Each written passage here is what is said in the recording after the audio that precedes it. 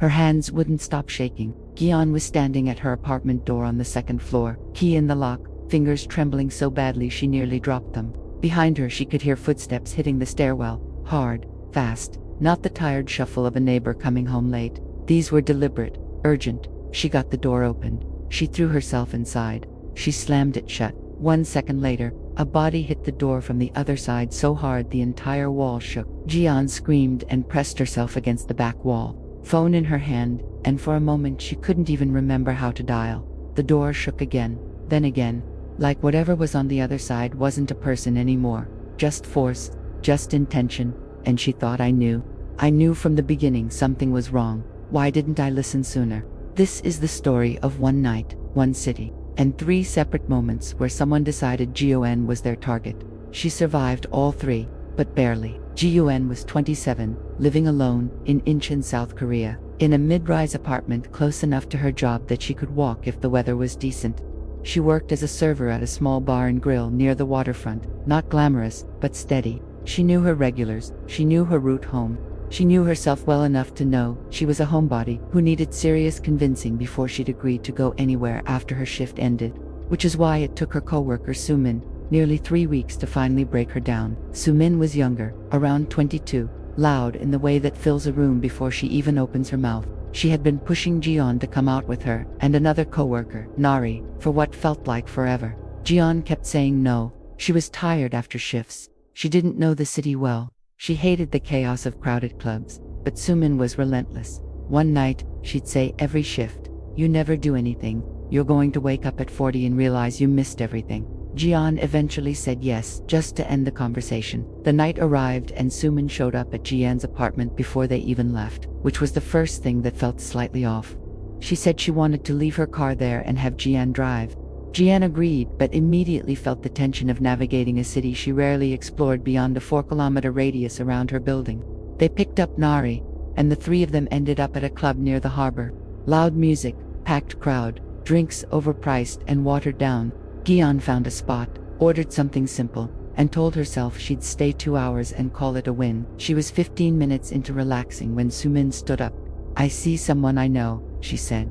"Come on, Nari," and they were gone. Jian sat there alone, in a club she didn't know, in a part of the city she barely recognized, surrounded by strangers. She felt a sharp spike of irritation. "You begged me to come out and now you've left me by myself." But she waited. Co-workers wandering off to say hello to people wasn't a crime. A few minutes later they came back, both of them smiling, each holding a fresh drink. "My friend bought a round for all of us," Sumin said, handing Jian a glass. Jian took it without thinking. Sumin was her coworker. They worked 3 shifts a week together. This was a normal night out, and the drink was a normal gesture. She drank it. The first drink felt fine. The second one, from the same friend, felt fine too. It was during the third that Jian's body sent her a message she couldn't ignore. It wasn't dizziness exactly. The room didn't spin the way people describe being drunk. It was more like dread, thick, physical, spreading through her chest and stomach. Like her body knew something her brain was still catching up to, a deep animal wrongness that had nothing to do with alcohol. She turned to Sumin and said, "We need to leave. Right now." She doesn't remember leaving. The next thing Jian remembers clearly is sitting in the driver's seat of her own car, parked outside Nari's apartment complex. She had no memory of the walk out of the club or the drive over. Time had simply deleted itself. She could hear Sumin and Nari talking, their voices coming from somewhere behind her, and even though she couldn't understand the exact words, some combination of their tone and cadence triggered something ancient and instinctive in her. Run. She didn't ask questions. She slammed the car into drive and hit the accelerator. Whatever had been put into those drinks was powerful. Gian wasn't someone who got drunk easily. She'd had 3 club drinks, almost certainly watered down, and she could barely think in a straight line.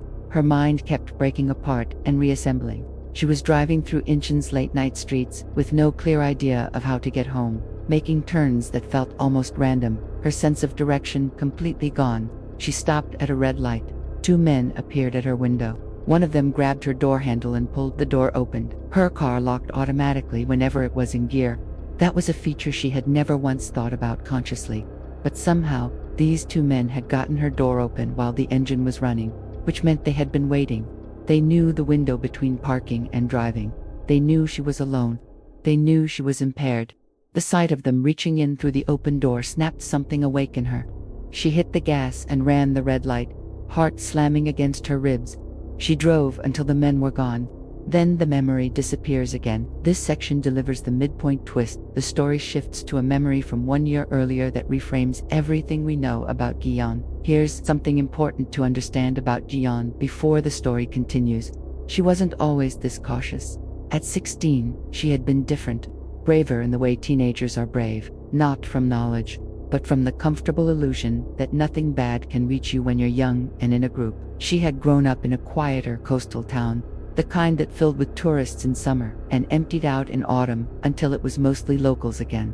The local beaches were famous for a stretch of sand dunes at the far end of the shore, gently rolling hills of grass and sand, beautiful during the day, completely disorienting at night. Ji-yoon had been part of a youth group there, Scouts. One September evening, a few weeks after school started back, her group, the older section for 16 to 18-year-olds, met at the car park near the dunes for the annual tradition of welcoming the younger members. The younger Scouts walked to the biggest dune and climbed it.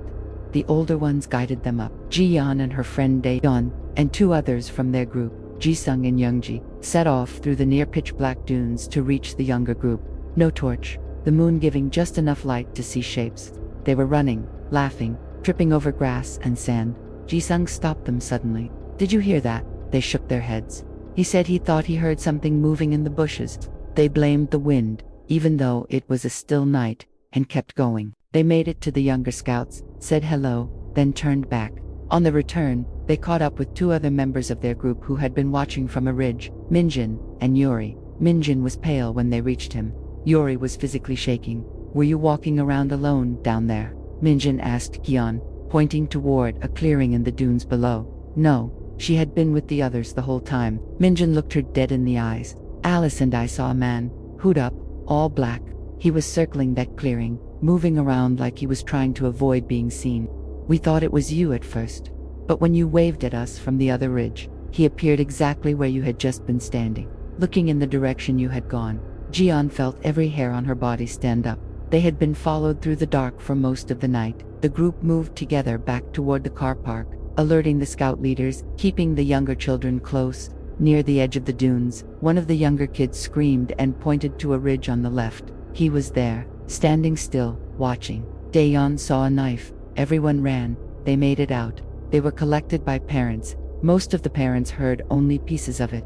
Only a few knew everything. That night, Ji-yeon learned something she carried with her from that point forward, that a predator doesn't always announce itself. Sometimes it just watches, waits, follows, looks for the moment when you're separated from the group, off balance or unaware. She learned that, and then somehow, a decade later, she forgot, until the night everything came back at once, back to the present, back to the car. Ji-yeon woke up sometime after 5 in the morning, still in the driver's seat, parked on a quiet residential street she didn't recognize. The drug had worn down enough for her to think. She put on her GPS. She drove home. She collapsed into bed without taking off her shoes. She woke at 11 a.m. to 20 missed calls.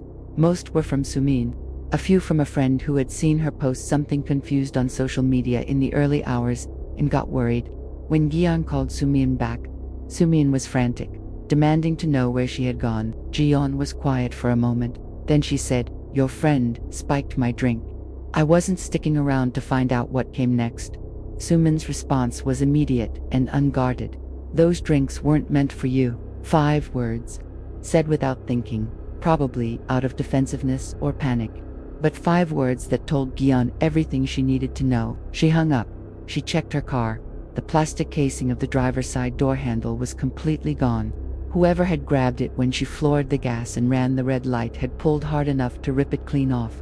The broken door was physical proof that the men hadn't been a hallucination, that the danger had been real. She never spoke to Sumin again. But the story doesn't end there, because Ji-yeon still had to go back to work. It had been 2 months since she started picking up weekend shifts at a small bar a few blocks from her apartment. She needed the extra income, and the place was close enough to walk. She had done the walk dozens of times and never felt scared. But there was a regular who had been making her uncomfortable for weeks. His name was Hyun-wook. She knew this from his credit card. He was in his late 30s, always wore the same dark jacket regardless of the season, and he always sat at the bar alone. He never watched the sports matches she put on. He watched her. Not staring exactly, but the constant corner of eye glancing was unmistakable. And the personal questions that she always deflected politely, because being polite was part of the job. One Friday night he came in around 10, nursed a single drink for almost an hour, watched her work. Near the end of his drink, he asked if she wanted to hang out sometime outside of work. She told him no, politely, firmly. She kept her work and personal life separate. His face changed instantly, a tight, forced smile. He threw some cash on the bar, no tip, for the first time ever, and said, "Yeah, whatever," and walked out. She felt relieved and uneasy about how fast he'd shifted. Her shift ended at midnight. She grabbed her bag, stepped out into the quiet street, and had just turned onto the next block when she heard someone say her name. She turned. Hyun-wook was standing under a lamppost. She hadn't heard him approach. She hadn't seen him waiting. He was just there. He apologized for leaving the way he did, said he gets nervous. She told him it was fine and that she really needed to get home. He asked one more time for her social media. She said she didn't use it. He smiled at her and said, "That's strange. I've seen you on Instagram at the bar." Her heart rate doubled. He had been watching closely enough to notice her phone screen. She told him to leave her alone and started walking. Within seconds she could hear footsteps behind her, matching her pace exactly. She sped up. He sped up. She slowed. He slowed. For 7 minutes she walked toward her building with him, trailing half a block behind, playing a game he clearly had experience with. When she reached her building, she crossed to the other side of the street and turned to face him. He stopped, stood under a tree in the shadow, and just stood there. She told him her boyfriend was inside and she was going to get him right now. A lie. She lived alone. Then she turned and rushed to the front door, punched in the code, pulled the door open. She heard him start running behind her. She got inside. The door slammed. He hit it before it fully latched. It swung open. She heard him on the stairs. She ran down the hallway to her apartment, keys fumbling, his footsteps getting louder and closer on each step.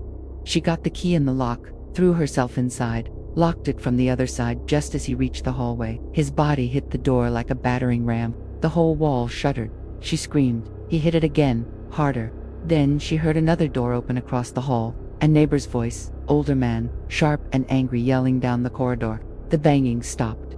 Footsteps retreated quickly. She looked through the peephole. Her neighbor was standing in the hall, confused and furious, watching the stairwell. Hyun-wook was already gone.